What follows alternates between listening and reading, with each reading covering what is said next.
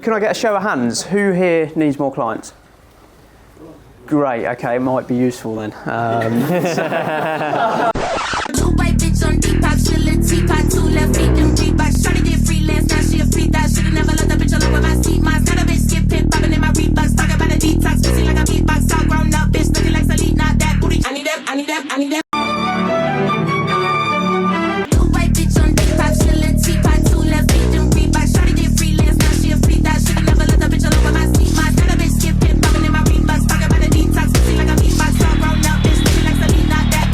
Could have been 30, could have been a G. Should've never snitched. Why you take it to police? Now they're looking at you funny when you're walking down the street, looking at you like food, trying to see where they can eat. Me, I'm like Wallow and Gilly with the game. You don't really wanna act silly, behave. When I was on stage and a million gets made. I need that. So this weekend we have the Automation X agency owner get together. We have probably about 50 business owners, agency owners, all coming together in Windsor to talk agency stuff, help each other out, solve problems.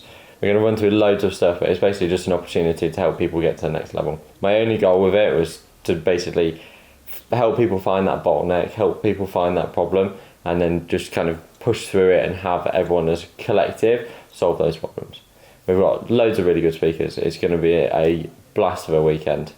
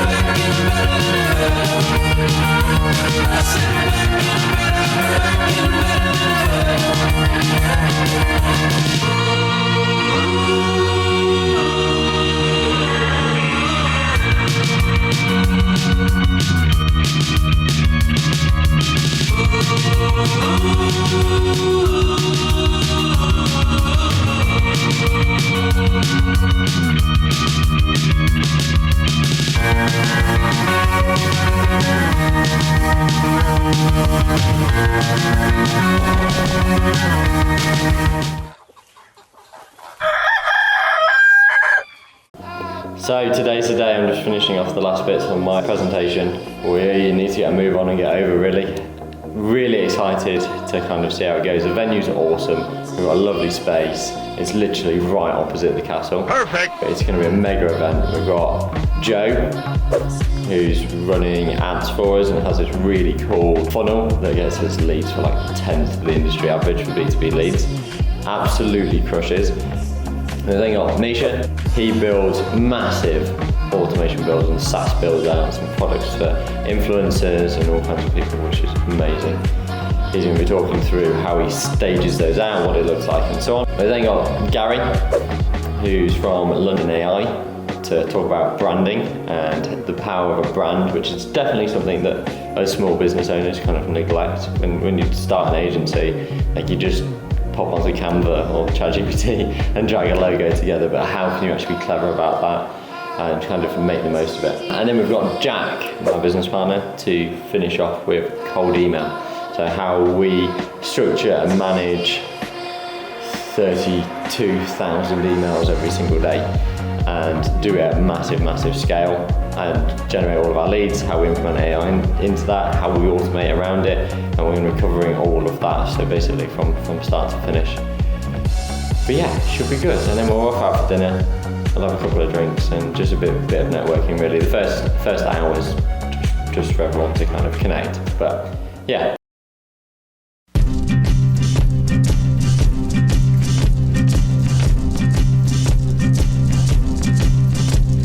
Take me tonight, I'm an easy lover.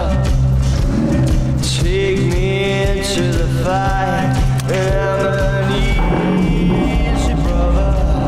I'm on fire.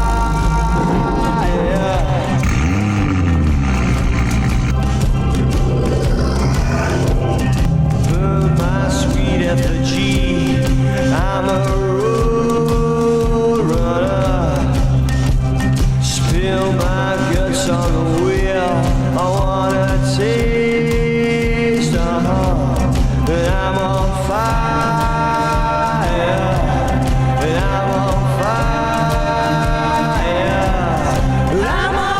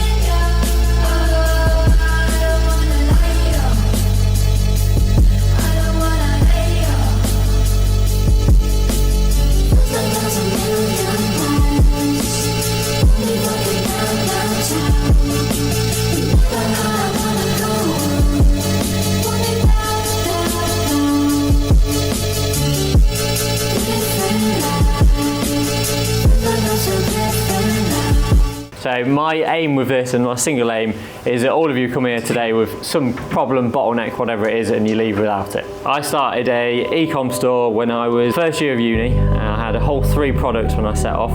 Went from beginning of COVID with 3 products to the end of COVID with 37,000 products on the website. Started playing around with how I could automate bits because it was just a massive time suck. Loads of customer service, people complaining and whining at me. The first time I pressed enter on ChatGPT and it spat something back at me, I was like, hold on a minute, there's something special here. It can choose whether I do this or do that and basically be my if what all the way through, and implementing it into other businesses and other people, and it kind of snowballed from there. And it would take us 8 hours to implement our lead gen bundle, for example. Being able to charge for 3 weeks worth of work and it take us 8 hours suddenly seemed like a bit of a no-brainer. If you can't sit down and write out your next 10 things to get you to that next point, sit and write it down and you will honestly be looking at the answer to all of your problems. You almost need to sell them on AI before you can sell them on you and what you want to implement. We're still a big believer in the one call close. Our best performing always push for the one call close, even if it doesn't happen. Putting that kind of pressure on to have a decision made. The guys are free on Monday, they can start your build. What are you waiting for? Excites people much more and speeds that process up. It's the same as going into the doctors. You go in and you go, oh, my knee really hurts. And at the time, your knee hurts because you're there and you've dedicated time to talk to them about the problem that you have. If you go home, like, oh, my knee's not that bad. I don't really want to pay $5 grand to solve this problem. Oh, my knee will get better. Everyone retreats to fine. That problem at the end of the sales call is the most painful. The second they walk out of that Zoom call or that room, they will just slowly retreat back to fine. You'll turn around a week later and go, oh, do you want this problem solving still? But actually, we've thought about it. It's not that bad. Hi, I'm Joe. Thanks for the intro. Shout out to Dan, that was sick. I run the largest paid school community with lead magnets with 400 members. So not bragging, I just want you guys to take this seriously. I don't have kind of talking points because I would ramble for 12 years and you guys wouldn't have lunch till like 4 p.m. So what I've done instead, I've designed a workshop that I'm going to take you guys through, because I'm presuming you guys are primarily like agency owners, you have businesses. I hate gatekeeping, I think it's for losers, and I think the easiest way to build trust is to actually help people, so that's what I'm going to try and do here. Who's not posting yet and maybe they want to online? Everyone can just get out their phone, make a video about something they're passionate about and say, here's a link to grab the full resource. It sounds simple, it's just getting started. Like, what do people actually want? It kind of comes down to their awareness levels and how much pain they're in. Because if you're in a shitload of pain, you want leads today, you're like, I don't want to scope out. Like, I just want leads now. I'd really recommend LinkedIn for high ticket clients. It's so targeted. You can literally just search founder in London, 10 plus employees, and you have a list of people that can pay you some decent wedge. So my goal is to like make it as tactical for you guys as possible. There's gonna be stuff about ads, but I don't think everyone should run ads, and it's like a certain point that you get to when you're ready to say, Joe, how do we book 50 meetings a day? And Joe's responsible for pretty much all of our ads and books. Oh yeah. Like a tenth of the industry average. Basically, a lead magnet funnel only works when you drive traffic to it. The easiest traffic you can drive is through organic traffic. This is where we can convert around a quarter of the leads that download the lead magnet into qualified booked calls within 2 minutes of them grabbing it. So here's our funnel starting to take life. Our best sales guy shows up to the call ecstatic that he can help you, and by the end of the discovery, you are sold on the fact that he knows it's going to work for you, not anybody else. Like, if you're sharing his confidence and it's contagious, they're not going to catch it from somewhere else. Like, if you're bouncing up and down with like, this is going to solve all of your problems, this is a perfect fit, how's the stars aligned in this way, they will be way more excited because of that. Are you doing the same pricing structure? Or is it Feeling out. Okay. Yeah. Vibe Vibe pricing. Solve a problem once and then repeat it. Same for service delivery, same for how you send your invoices.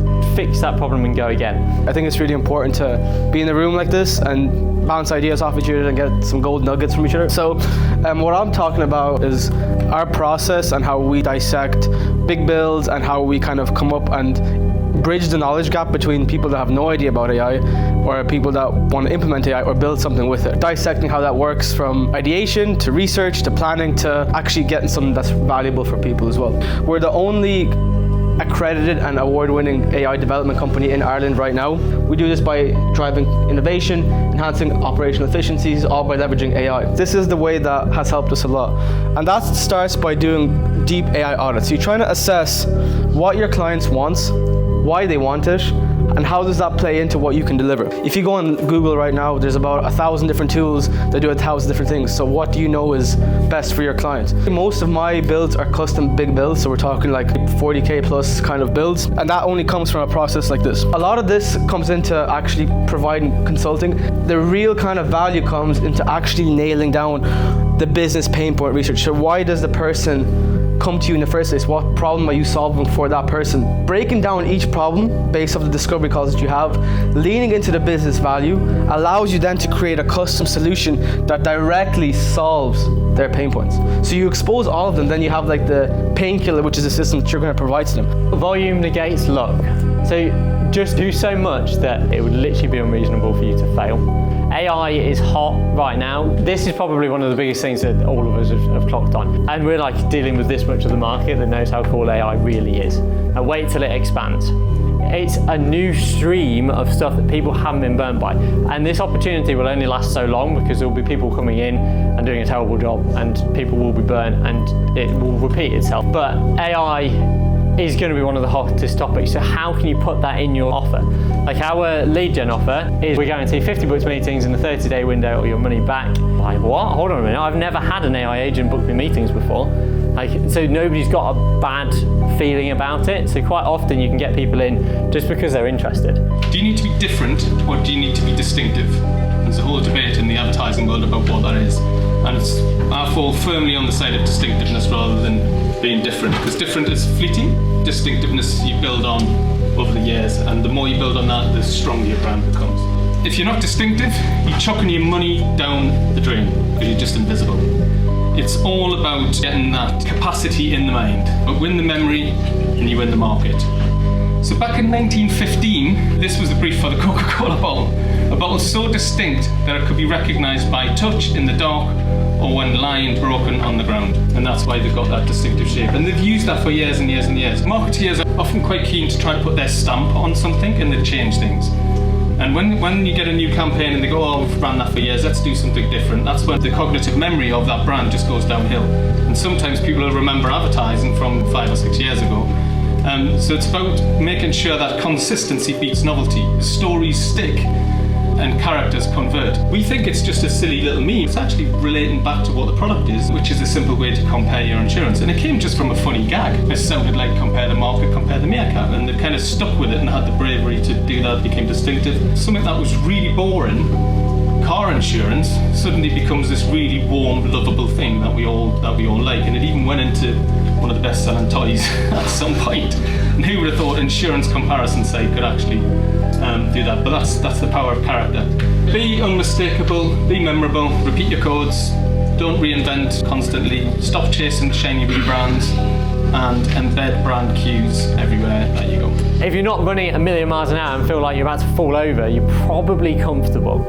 You're making it too easy for yourself, and I think that's a hard lesson that we've had to learn. Skills are something that you learn for life, and nobody can take that away from us. You could take this agency away, you could take everything I have away, give me a week, and I know for a fact I will have signed probably 10 clients. Look, we'll just build one automation for now. I'm not asking you to commit to me being your AI partner forever, but let me build you one automation. We'll do that together.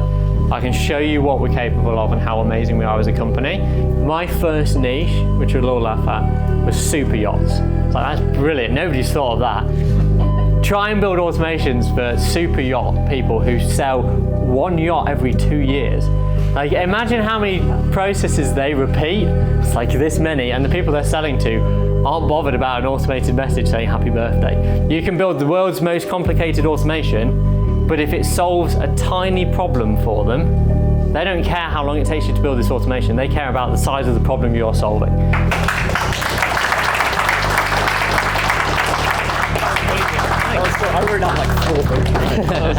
So we build unfair advantages, and that's kind of where we try and stand out. This workflow here, about half a year ago, went viral. So I posted this on LinkedIn, and it made it clear to me that there's a high use case for automations that is simple to understand for the user. We use a method invented by yours truly, TOO, trigger operation output, when we're building and explaining these workflows. We have a trigger to the workflow, then we have some sort of operation that is provided, and then we have an output. All of our future workflows and current ones follow this, like you can see trigger, operation, output, trigger, operation, output. The methodology behind these are repeatable and scalable. Most of them are just taking OpenAI's ChatGPT and putting a UI. So wrappers belong in the trash. If you're the best, pay for the best. Tobias is the best in the industry. This is Dominic Mayani, one of my best mentors and clients. And if this random guy is in need of proof, we can have Daniel Spence himself. I've had 2 events I've gone to in the past 2 years maybe. One of them, like the butterfly effect from like one person I spoke to there, that just went round, and that led to that person, that person, that person. And like now that comprises most of my friendship group. I'm now like having the most incredible opportunities I could never dream of, because I started conversations with people at an event and just asked about what they're doing and if they're struggling with something. And then that they think of you when you tell them what you help them with, that might be completely irrelevant to them in that moment, but then 6 months later when this guy's just got investment to start a startup and he uses a funnel and he emails you like, oh fuck, glad I told that guy that thing 6 months ago. So I love it when someone comes to me with ambition and they like, I can see they're hungry and they're like, what the fuck should I do? Like tell me, I'll go home. Like Tobias, hearing you like spend 12 hours on an end, like it's clearly you're gonna fucking crush it because you're willing to do that. If you show someone that you're willing to put in the time, because this is what I've done and how I've got mentors, being like, I did that thing you told me to do 1,000 times and I'm fucking winning, and then they respect you and then they want to help you more. So if you're starting out, like just, I think not feeling that like you have nothing to offer. People love sharing stuff. I love telling people about stuff. as you can probably tell right now. But just like don't ever think that someone's above you because they're doing something in business more than you, if that makes sense. Like that was something that held me back. I was really scared to feel like I'm encroaching on someone's time, and until someone was like, dude, what are you on about? I love talking about this stuff. It's like, oh, okay, cool.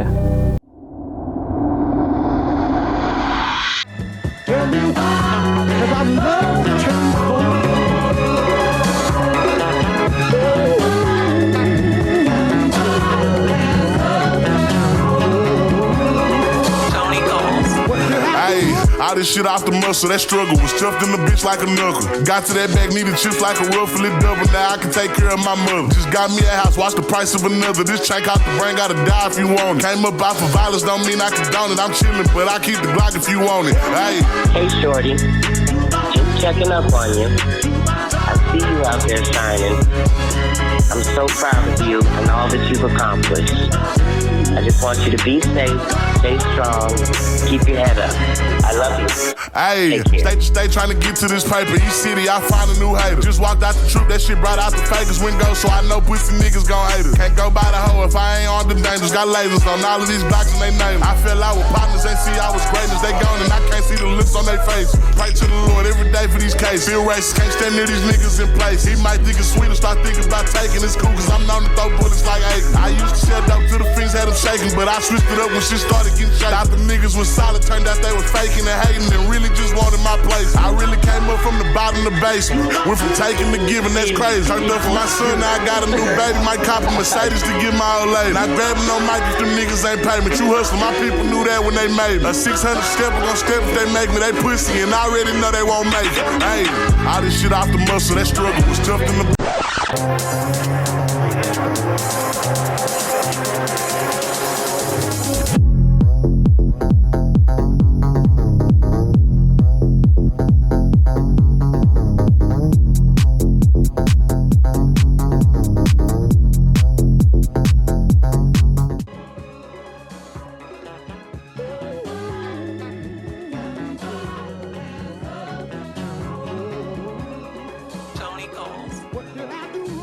So Dan, how did the weekend go? Really, really good. We thoroughly enjoyed it. We had 50 plus business owners. The room was absolutely rammed full. Really interesting to speak to a couple of business owners and agency owners that are doing it in a different way. A couple of them are taking equity in companies, but they basically come in and help them scale and use that scale to buy them out of the company. So if they're driving an extra £1 million in revenue every month, year, whatever it is, they will use that fund to buy them out at the agreed price. But then they'll end up with a suite of these companies off the back of it, and then the plans to sell to a VC. So that was exciting. Speaking to lots of people about voice agents and kind of how they're implementing it, how we go after big clients, how you do it with little clients, and just everything in between.